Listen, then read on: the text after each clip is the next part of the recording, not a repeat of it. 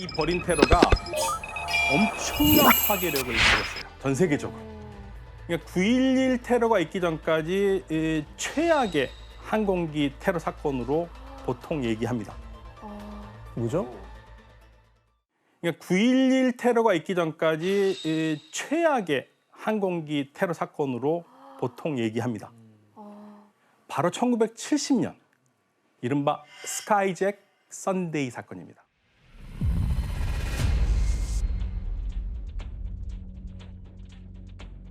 예, 1970년 9월 6일 평상시와 다름없이 유럽 각지에서 뉴욕으로 향하던 비행기들이 있는데요. 이 비행기들이 갑자기 공중에서 납치됩니다.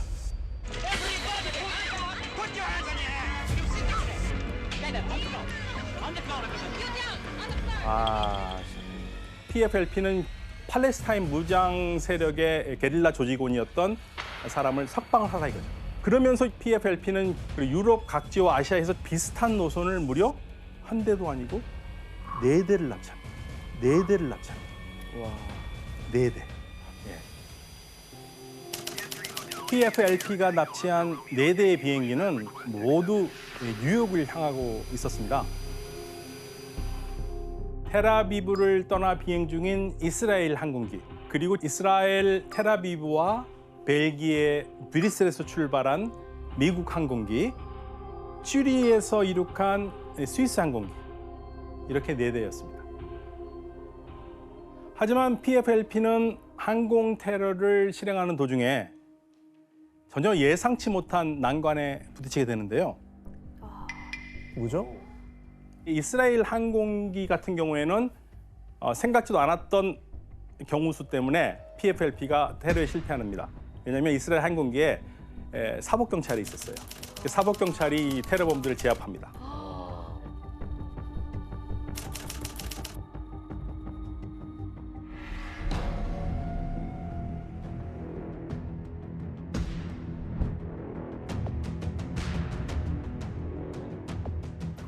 근데 납치범들이 비행기를 옮기거든요. 그 옮긴 곳이 혁명공항이라고 자신들이 이름 붙였던 요르단의 자르카라는 마을입니다.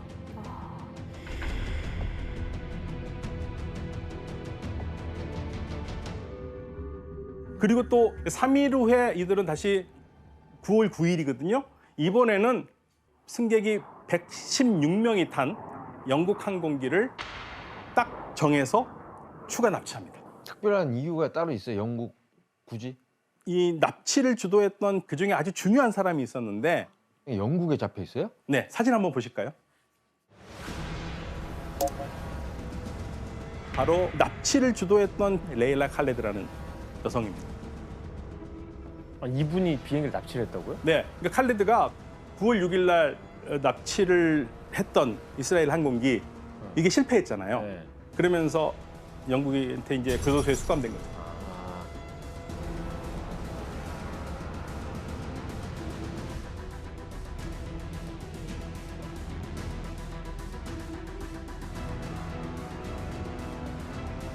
Concerning our demands and conditions, the release and the arrival to a safe place of our 3 prisoners in Switzerland in exchange for the Swiss hostages. The release of Comrade Layla Khaled and the martyr's body and their arrival to a safe place in exchange for the British hostages. 그러니까 이제 이 납치범들은 비행기를 여기에 강제로 착륙을 시킨 다음에 나흐루인 9월 11일에 미국과 스위스, 독일, 이스라엘 국적자들을 제외하고 인질들을 풀어줘요. 아, 승객 중에? 네. 인질 교환을 하려고 한 그러니까 거네요. 우리 요구 사항만 들어주면 우리는 뭐 나쁘게 할 게 없다. 네. 네, 그걸 보여준 거예요. 그러니까 이제 자국민들을 보호를 해야 되니까 그 국가에서 제일 먼저 이제 협상에 나선 나라는 영국과 스위스였어요. 예. 그런데 미국은 강경하거든요. 왜? 네, 강경합니다. 그럼 여기서 기다리시던 문제를 하나 내겠습니다. 아, 문제구나. 미국이 군사적 대응에 나서겠다고 엄포하고 협상 테이블에 앉았던 영국과 스위스마저 시간을 끌자 이들을 압박하기 위해서 PFLP가 선택한 방법은 무엇이었을까요? 정답. 네, 본보기로 한 명을 그러니까 공개 처형을 해버린다. 땡. 정답. 됐습니다. 네, 혜성 씨. 인질들이 영상 편지를 찍게 해서 그거를 뉴스에 내보내요. 그 시대예요. 70년 70년대 땡 오답입니다. 근데 힌트를 하나 드리면 뭔가를 황당한 걸 보여줘야지 사람들이 깜짝 놀랄 거예요. 뭔가 액션이 필요하겠죠. 압박하기 위해. 액션? 이 사람들이 뭐 아까운 게 있을까요? 정답. 다니엘. 네. 비행기, 그러니까 인질 없는 비행기 한 대를 폭파시킵니다. 다니엘 정답입니다. 그런데 사실 3분의 1 정답이에요. 네. 땡이죠. 땡이에요. 반 아니, 이상 틀렸는데 땡이죠. 폭파는 맞아요. 여러 대요. 여러 대, 몇 대. 정답. 네. 정답. 석대. 세대. 네, 정답입니다, 혜성 씨. 다니엘 혜성 씨 정답입니다. 어허. 네. 자, 그러면 비행기를 다 폭파시켰다고요? 예. 그게 뭔 도움이 돼? 그게 압박이 돼요? 놀랍잖아요. 사람도 폭파시킨다 이렇게 하는 건가? 근데 영국과 스위스는 협상을 진행하고 싶었지만 다른 국가가 협의를 해야 되니까 속도를 못 내고 있었어요. 그래서 이제 PFLP는 그러면 협상의 주도권을 누가 있는지 보여주겠다. 그래서 기자들을 모아놓습니다. 그리고 보는 앞에서 비행기 세 대를 동시에 폭파를 합니다. 와, 자기들이 영상을 납치한 비행기를. 당시 영상을 한번 보시겠습니다. 무서울 것 같아. 와, 근데 어떻게 비행기를 폭파할 시간이? 엄청나죠?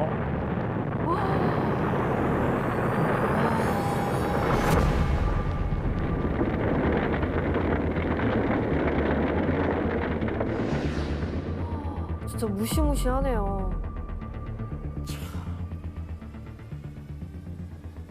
진짜 심리적으로 엄청난 압박이 될 것 같아요. 그렇죠. 심리적으로 얼마나 압박이 되겠습니까? 그래서 가장 즉각적인 반응을 보인 나라가 있어요. 영국입니다. 영국은 폭파 다음 날인 9월 13일에 영국 BBC를 통해서 영국 인질에 대한 대가로 니네들이 원하는 그 칼레들을 설방할 거라고 무려 아랍어로 발표를 합니다. 와, 아랍어로? 네, 놀란 거죠.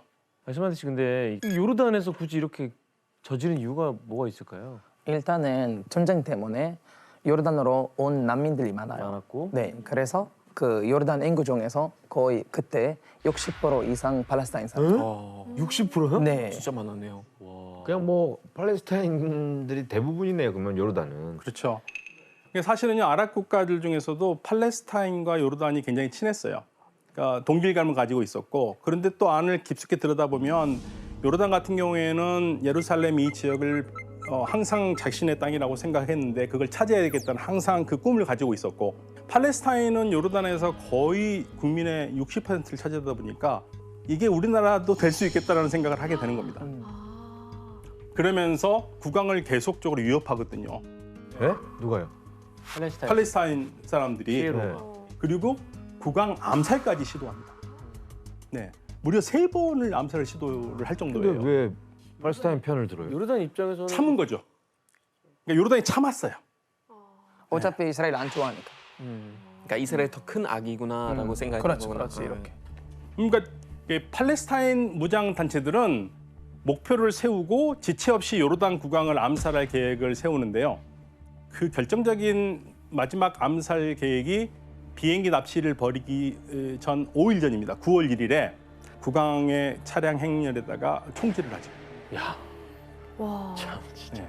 아니 뭐 국왕 암살 시도도 하고 비행기 납치도 하고 뭐 이 정도면은 국왕도 이제 참지 않겠네요. 그렇죠. 참지 못하는 겁니다. 이 비행기를 가지고 폭발을 하면서 문제는 국제사회가 비행기를 폭파한 이 테러범들을 비난하는 게 아니라 국왕을 비난합니다. 저걸 왜 냅두냐? 왜 그 가만두냐. 네. 와, 요르단 입장에서는 진짜 그러면서 이때 국왕이 돌이킬 수 없는 결단을 내리는데요. 바로 피에로를 대상으로 계엄령을 선포한 겁니다. 자신의 천적이 된 피에로 전체를 요르단에서 쫓아내겠다는 의지의 표현인 거죠. 이제 피할 수 없는 요르단과 피에로의 전면전이 시작되는데요. 이 전쟁을 우리가 검은 9월 사건이라고 합니다. 블랙 세프템버라고 불러요.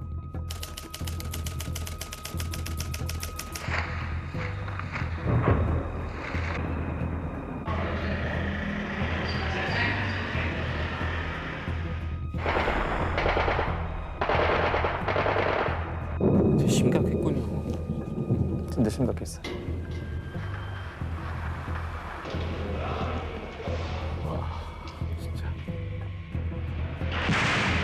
오 깜짝 놀래 막 터졌나 보다 뭐가.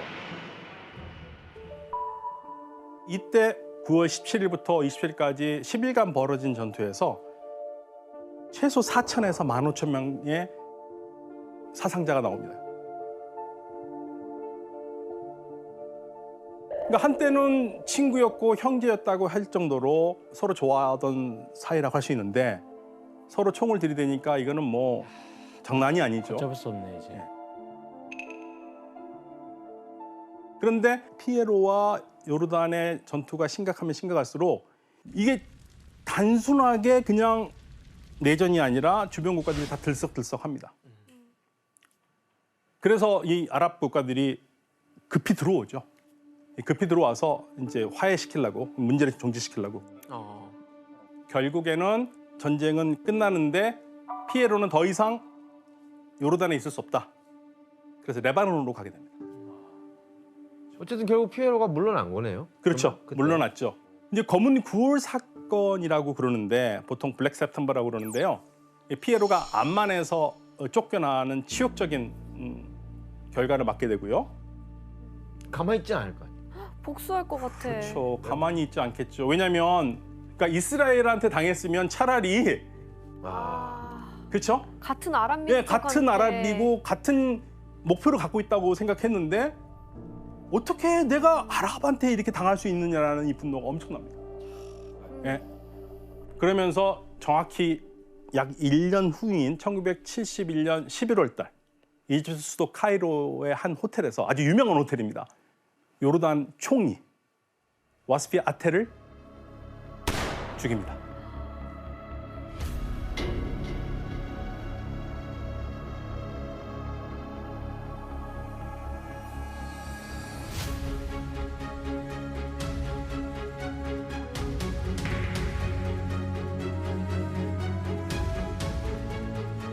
그러면서 암살을 하면서 자신들이 검은 9월단이라고 발표를 해요.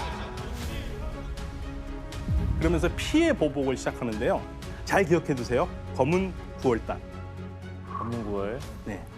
그리고 1970년에 요르단에서 항공기를 폭파했던 PFLP도 피에로와 마찬가지로 쫓겨납니다. 요르단에서. 근데 그때 뭐라고 그러냐면 이제는 더 이상 항공기 테러 같은 걸 하지 않겠다고 선언을 했어요. 그런데 1970년 이 항공기 폭파 작전을 주도했던 사람이 와디 하다드라는 사람인데 이 사람은 거기에 동의 못한 거죠. 그러니까 이제 PFLP하고 갈라서요. 그럼 자기가 스스로 조직을 하나 만들어요. PFLP는 그대로 갖다 붙이고 작전단이라고, 작전부대라고. 그러니까 앞으로 계속 항공기 테러를 하겠다는 거죠. 그러한 테러들을. 그래서 이제 1972년 5월 30일에 남자 3명이 이스라엘 로드 국제공항에서 입국 심사를 받기 위해서 기다리고 있었어요. 그런데 입국 수속을 밟던 도중에 이들이 갑자기 가지고 있던 바이올린 케이스에서 이것을 꺼냅니다. 바이올린 케이스에서요? 총. 그러면서 테러를 또 일으켜요. 피해요? 잔인하죠. 왼쪽에 보이는 게 이 바이올린 케이스거든요. 거기에서 자동 소총을 숨겼던 겁니다. 네. AK. 웬일이야 무슨 저 악기 케이스에서.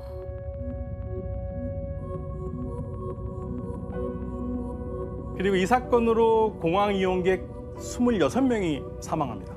그리고 80명이 크게 다쳤고요.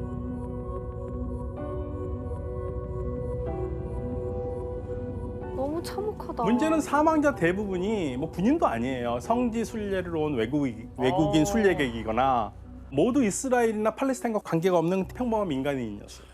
사장님 씨 근데 유럽에는 어떻게 보도가 됐어요? 그러니까 어떻게 되냐면 한 사람은 이제 공항 경비대에 향해서 총을 쐈고 한 사람은 승객들이 있는 곳으로 수류탄을 던지고 어?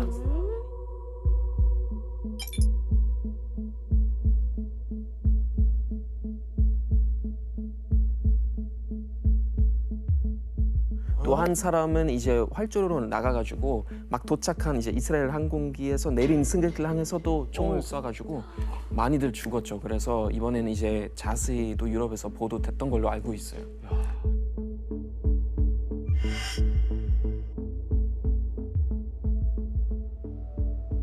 그러니까 우리가 이 사건을 눈여겨봐야 되는 가장 큰 이유는 이 PFLP가 어떠한 조건도 제시하지 않고 민간인을 무차별적으로 습격했다는 거예요.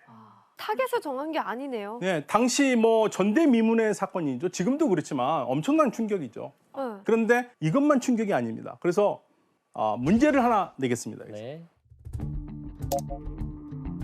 이스라엘 국제공항 테러범의 정체가 밝혀진 후 전 세계는 또 한 번 경악을 금치 못했습니다.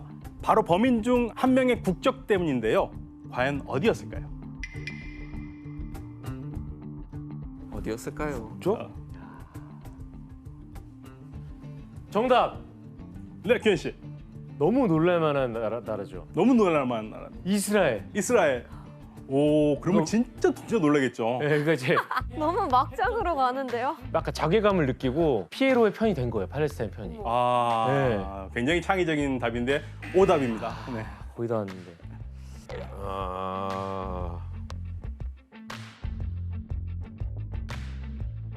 저는 사실 정답을 대충 알고 있는 것 같긴 한데 네. 이제 정답 하세요. 가시죠. 전화 한번 물어보세요. 가시죠. 근데 굉장히 놀라운 국적이긴 해요. 네. 정답 일본입니다. 정답 일본입니다. 아니 뭐 일본이 갑자기 왜 나와? 일본이 정말 1번 정답입니다. 일본이 여기서 왜 나와? 바이올린 케이스 든 게 일본 사람이었어요. 아 그럼 걔는 어떻게 섭외된 거예요? 이 사건 발생 직후에 이 범인 중 한 명은 이스라엘 경비대가 사살합니다. 그리고 나머지 한 명은 수류탄으로 자살해요. 그리고 현장에서 현행범으로 체포된 유일한 사람이 오카모토 고조입니다. 아니 왜 일본? 24살의 일본인. 심지어 어려. 네. 그럼 걔는 왜 거기 있는 거예요? 그럼 네. 일본에도 피에로가 있는 거예요? 그러니까 당황스럽죠. 그러니까 이스라엘은 너무 얼마나 말이 안 놀랐겠어요. 아니 지원 씨가 당황할 정도면 이스라엘은 더 놀래죠. 넌 뭐야? 그렇죠. 넌 왜? 예. 아니 그 너무 이해가 안 가요. 지금 무슨 그렇죠. 상황인지. 그러니까 너무 놀랬던 거예요. 그러니까 이들의 의혹은 수사 과정에서 풀리는데요. PFLP가 어떤 관계를 맺고 있었냐면 일본엔 적군파가 있습니다. 적군파요? 적군은 들어가는 예, 적군 빨간 군대파. 아, 네. 적군파. 그런데 이 적군파는요, 1969년에 결성한 일본 좌파 테러 단체거든요. 폭력 제일주의를 주장하던 과격파였습니다. 그러면 왜 일본 적군파가 여기까지 왔느냐? 어떻게 아라까지 건너와서 PFLP하고 협력을 했을까? 당시 이 기존 적군파의 계보를 이어받아서 적군파의 여대장이라고 불리는 지도자가 있는데 이 사람이 시게노부 후사코예요. 이 시게노부 후사코가 PFLP의 제안을 받아들인 겁니다. 그럼 도대체 이 여성은 어떤 인물인지 사진을 보시겠습니다. 궁금하다. 이 사진은 이 후사코가 2012년 옥중에서 출간한 에세이 이 집의 표지인데요. 우리 규현 씨가 한번 읽어주시죠. 제가요. 저기 왼쪽에 네, 말씀하신 시게노부 후사코 네, 이름이 써 있고 파레시나노 센조우카라 팔레스타인 전장에서라고 써 그렇죠. 있고요. 책 제목은 혁명의 계절이에요. 그렇죠. 네. 와, 규현 씨 일본어 몇 급이라 하셨죠? 3급인데요. 야, 대단한데요? 예. 그러니까 시게노부 후사코를 선봉으로 해서 일본 적군파가 해외에 동맹도 만들고 운동 거점을 만들어야 된다는 생각을 했습니다. 그래서 그 레바논에서 적군파 아랍위원회를 만듭니다. 그리고 각종 국제 테러에 함께 참가를 해요. 그래서 이 72년 5월 발생한 이스라엘 국제공항 난사 사건이 이 적군파가 아랍과 동맹을 맺고 저지른 첫 번째 테러입니다. 그러니까 그 국제 테러의 배후에 저 여자가 있었던 거예요? 그렇죠. 일본 적군파 지도자였으니까. 와, 진짜 무섭다. 그러면 테러 주범이었던 오카모토 고조가 이 사건 이후에 어떻게 됐는지 한번 사진을 보시겠습니다.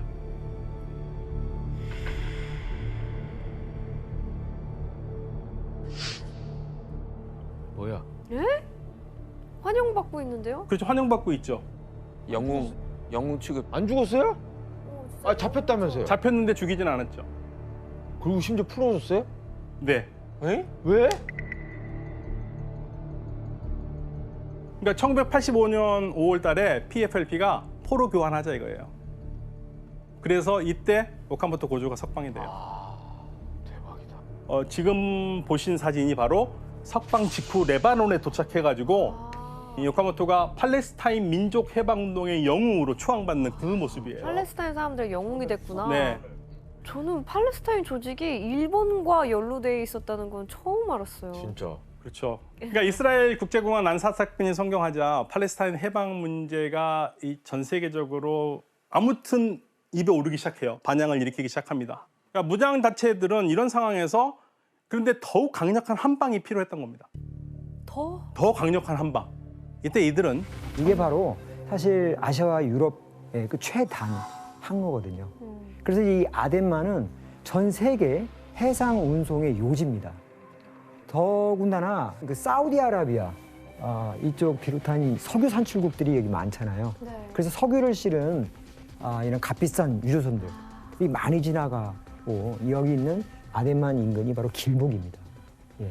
그래서 자신들의 그 바다를 지키기 위한 자경단으로 시작한 소말리아 해적들은 몇 년 사이에 급격하게 늘어납니다.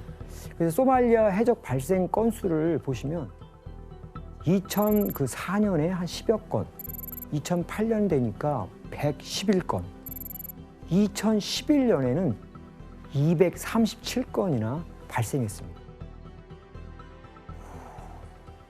그러니까 거기가 그 해적질을 하면 장사가 된다는 얘기를 그렇죠. 소문을 듣고 몰린 거예요. 예. 그래서 2011년에는 전 세계 해적 사건의 90%가 소말리아에서 발생했다라고 하는 정도입니다. 그리고 그 소말리아를 지나는 이제 수백 척의 그 선박이 해적들에게 이제 납치당하면서 상당히 물류 비용도 상당히 올랐죠. 그 소말리아의 이런 해적 문제는 이 전 세계적인 문제로 떠오르게 됐어요. 그래서 우리나라에도 이런 해적이 이제 사실 크게 알려지는 그런 계기가 되는 사건이 발생했잖아요. 맞아요. 뉴스 봤어요, 나. 네. 3호 해운 소속의 3호 주얼리호가 어제 아라비아해에서 한국인 선원 8명이 탄 화물선이 소말리아에서 납치됐습니다. 이 선박에는 한국인 선원은 8명인 것으로 전해졌습니다.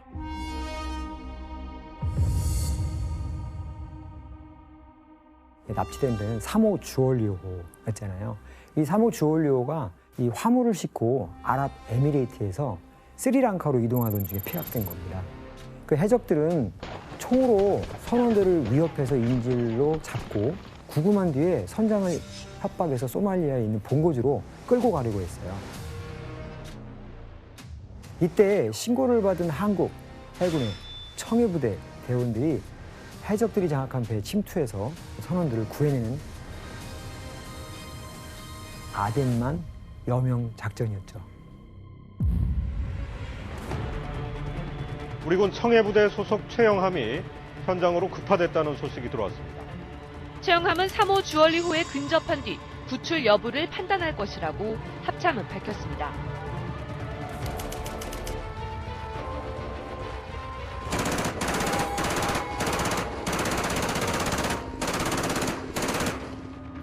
와.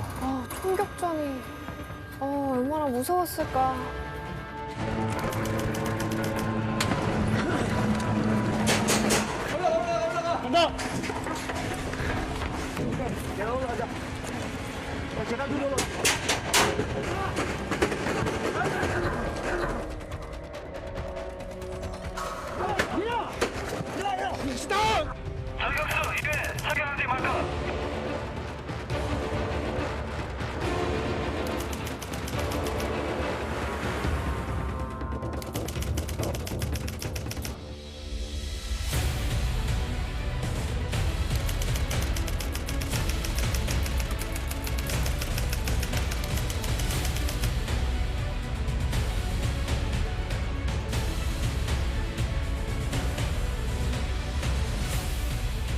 살벌하네, 진짜.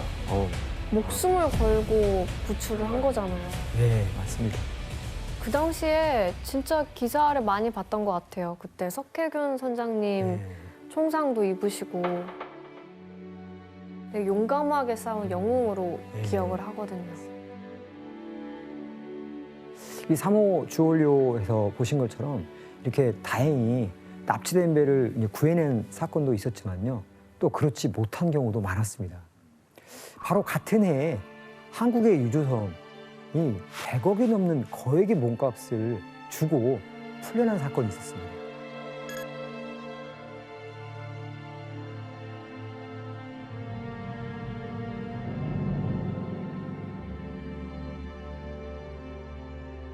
또 선원들이 2년 가까이 소말리아에 억류돼 있던 그런 사건을 비롯해서 수백 명이 넘는 인명피해도 있었습니다. 미국에서도 납치 사건이 있지 않았나요? 네, 머스크 알라바마호 사건이라고 하는데 그때는 미국에서 거의 처음으로 이런 해적이라는 일이 일어났다는 거 뉴스로 알려져서 미국 사람들도 많이 그런 주목하게 됐어요.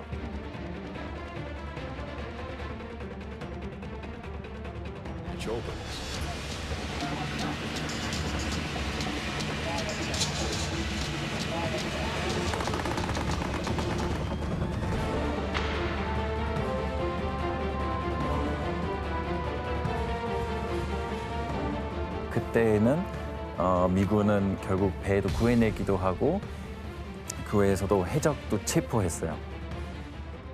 체포한 해적도 끌고 가서 미국으로 데리고 가는 건데 그 해적이 나왔을 때는 다 충격받았어요. 왜요? 생각해보면 뭐 무섭거나 이런 거 뭐 그렇게 생기겠죠. 저 무섭죠. 근데 완전 소년 18살인 해적이었어요.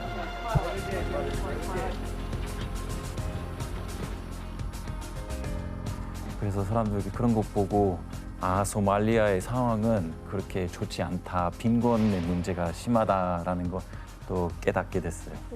네, 맞습니다. 그런데 더 놀라운 점은 이런 해적 사건들이 세계 수십 개국의 해군들이 지키는 가운데 벌어진 일이라는 겁니다. 어떻게 이런 사건들이 계속 나타날 수 있었을까요? 위장했겠죠. 해적 아닌 척하고 하는 거 아니에요? 그렇죠. 바로 이 소말리아 해적들이 상당히 조직화되어 있었고 체계화되었기 때문에 그렇습니다.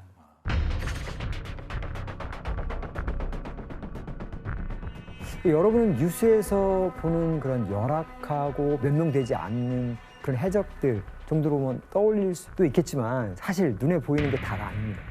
이 해적행위로 큰 돈을 벌기 시작하면서 해적행위에 가담하는 사람들이 다양해지고요. 또 자본이 몰리고 또 규모가 커진 거죠. 그래서 일반적인 해적 작전에는 보통 한 10명에서 12명 정도의 인원이 필요한데요. 전직 어부 출신, 민병대, 기술자로 구성된 이런 해적들이 분업해서 각자의 역할을 맡습니다. 전문가네요. 그 전직 어부 출신 해적들은 바다를 상당히 잘 알겠죠. 그래서 실질적인 두뇌 역할을 합니다. 그 민병대 출신의 해적들은 오랫동안 소말리아 내전에서 숙련된 총잡이잖아요. 그래서 이들은 선박을 납치할 때 전투를 지휘하고 돌격대 역할을 하죠. 그리고 기술자들은 컴퓨터, 위성전화, 위성 위치 확인 시스템 등을 이제 활용해가지고 납치할 선박 위치를 파악하고요. 협상 과정에서 통신 기술을 다루는 일을 합니다. 이렇게 세 포지션이 손발을 맞춰서 이 일을 진행하는 거죠. 해적들은 보통 스피드보트를 많이 사용하는데요. 이 엔진 자체가 일반 피싱보트하고는 달라요. 그래서 거의 2배 이상 빠른 속도를 내고 표적에 굉장히 빠른 속도로 접근하면서 또 선박 양쪽에서 동시에 공격하는 경우가 많습니다. 그리고 배에 오르면 배를 조종하는 조타실을 확보한 뒤에 선원들을 억류하고 배를 장악해버립니다. 그렇게 하고 나서는 그럼 뭐 어떻게 해요? 사실 이제 해적들이 거대한 배를 직접 운전을 할 수 없으니까 항해에 필요한 그 최소한의 인원만 남기고 다른 선원들은 모두 감금한 다음에 최대한 빠르게 자신들이 거주하고 있는 근거지로 배를 끌고 갑니다. 소말리아의 항구에 배를 정박시켜 놓고 본격적으로 거액의 몸값을 협상해서 돈을 받아내려고 한 거겠죠. PD님이 그 납치된 배에서 취재를 하신 적이 있다고 들었거든요. 2006년도에 우리나라 이제 참치잡이배 이제 동원호가 납포가 됐었어요. 그게 이제 처음 있었던 사건이었는데 이제 하라데레라고 해적들의 본거지 마을이 있어요. 거기서 이제 협상을 해서 우리 이 배에 올라갔죠. 너무 무섭지 않으셨어요? 납치된 배에 들어가신 거예요, 그럼? 예. 그건 또 허락을 해줘요? 해적은 이미 이제 육지에서 협상이 다 끝난 거고. 아, 납치됐었던 배에 가셨다고? 납치됐던 배에 가라고 그 지시하신 분은 누구세요? 언론인이기 때문에 누군가 한 사람은 가야 되는 상황이었어요. 그 중에 또 PD님이 가신 거예요? 소말리 한번 갔다 왔다고 이제. 잘 알지 않냐고. 예, 잘 모르는데 잘 알잖냐고 뭐 그러면서. 저때 저 상황인가 보네. 예, 배로 가기 전에 제가 구명조끼 입는데 표정이 안 좋으세요. 네, 표정이. 해적들이 계속 왜 구명조끼 입냐고 이거 뭐냐고 계속 물어보는 거예요. 저게 해적이에요? 옆에 예, 이 사람들이 해적이에요.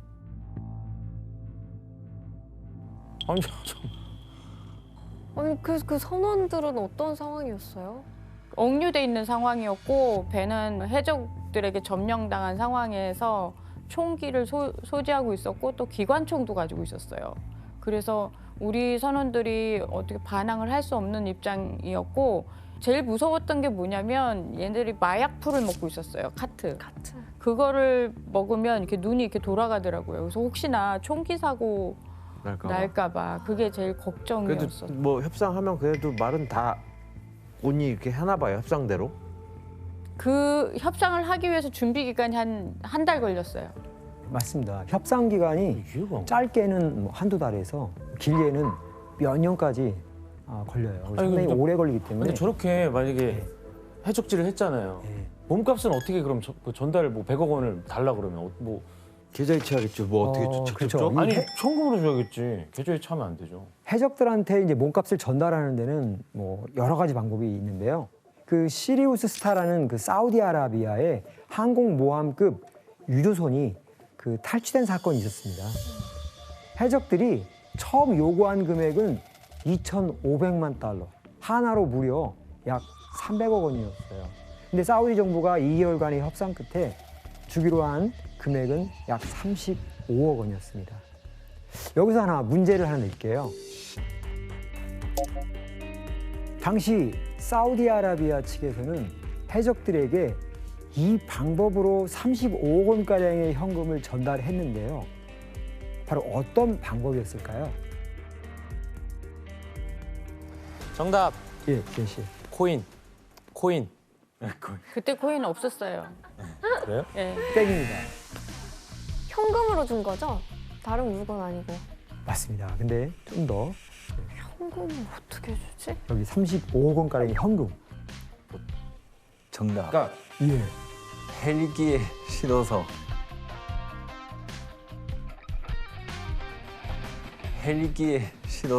정답입니다. 정답이십니다. 예. 사진 한번 보실까요? 예, 보이시면 저 조그마한 게 바로 경비행기는 지나가고 없죠. 낙하산에 매달려 있는 게 바로 35억 원의 돈다발이죠. 이렇게 35억 원을 경비행기에 싣고 낙하산에 매달아서 배에 떨어뜨린 건데요. 해적들은 돈을 받자마자 바로 가판위에서 돈을 분배했다고 합니다. 그런데 거액의 돈을 받아서 돌아가던 소말리아 해적들에게 사고가 일어납니다. 그런데 거액의 돈을 받아서 돌아가던 소말리아 해적들에게 사고가 일어납니다. 강한 바람에 배가 전복돼요. 그래서 해적 9명 중 5명이 실종됐고요. 거액의 몸값과 함께 바다에 익사했을 것으로 이렇게 추정하고 있죠. 근데 이렇게 계속 지속적으로 해적의 피해를 받는데 선박들 그러면 그 피해 받는 나라에서 저렇게 저 지경까지 안 가게 애초에 좀 뭐 예방을 하던가 그런 게 네. 없었어요, 아예? 사실 이제 소말리아 해적의 피해를 막기 위해서 세계 여러 나라에서 온갖 방법이 개발됐습니다. 소탕 작전.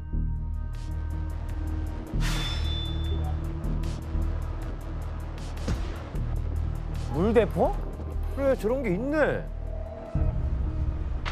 사다리 타고 못 오르게.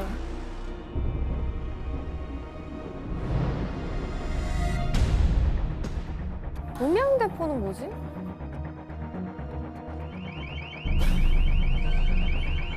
시끄럽게 해서 귀 아프게 하는 건가? 아, 가까이 못 오게.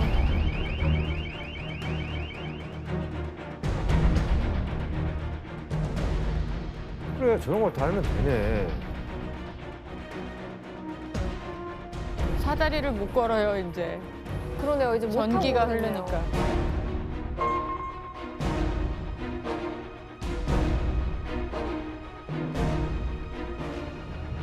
근데 정말 다양한 것도 개발해서 그거 막으려고 했었군요. 아, 근데 저렇게 하면은 또 더 기상천외한수를 또 쓸 거예요, 또 저런.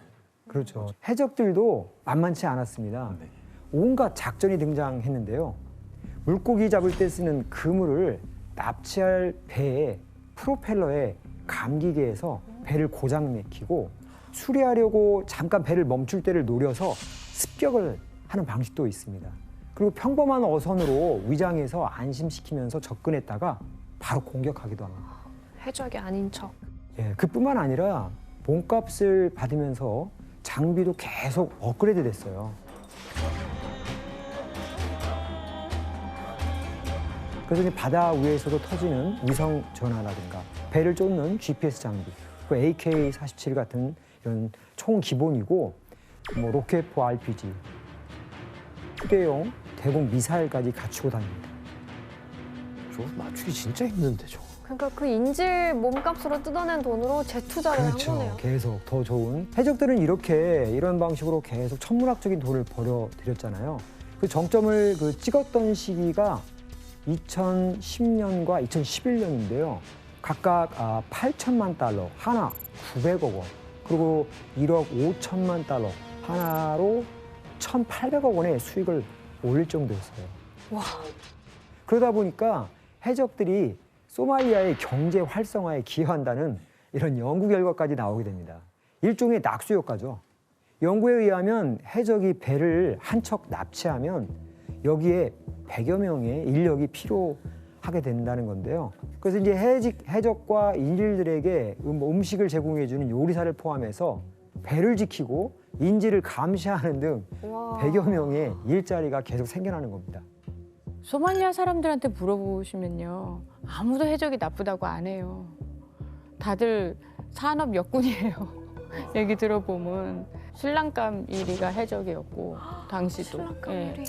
아이들한테 넌 커서 뭐가 되고 싶니? 그러면 당연히 해적, 아빠 같은 용감한 해적이 되고 싶다. 소말리아가 점점 이제 화폐도 생산할 수 없고 국가가 기능이 없어져가지고 그러니까 이제 어느 순간부터 미국 돈이 이렇게 미국 달러가 유통이 되기 시작했거든요. 그러면서 달러를 버는 산업 역군 그렇게 받아들이거든요. 사실 이 해적들이 이 몸값을 받으면 해적 단원들이 그대로 다 가져가는 게 아닙니다.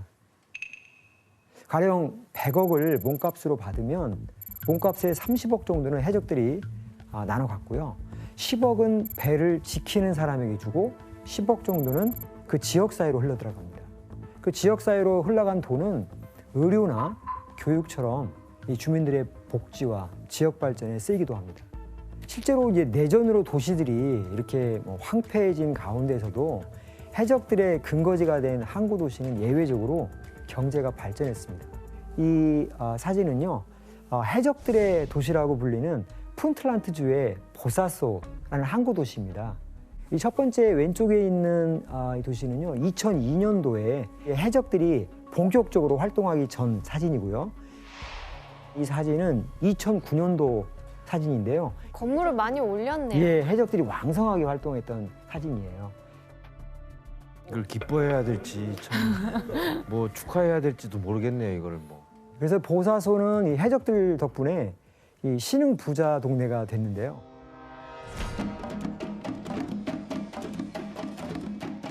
(2011년에) 한 연구 결과에 따르면요, 소말리아 해적들의 그 1인당 수입 추정치가 약 8만 달러였다고 합니다. 그러니까 하나로 약 9,500만 원. 와. 그 1억 연봉이 셈이죠. 1인당 국민 소득이 500달러, 60만 원이 채 안 되는 상황에서 해적은 소말리아에서 엄청난 고소득 직종인 거죠. 진짜 삶이 달라지고 도시가 달라지는데 그렇죠. 너도 나도 해적질을 할 수밖에 없을 것 같아요. 네. 이렇게 해적이 성행하고 해적들의 근거지에 돈이 막 돌기 시작하다 보니까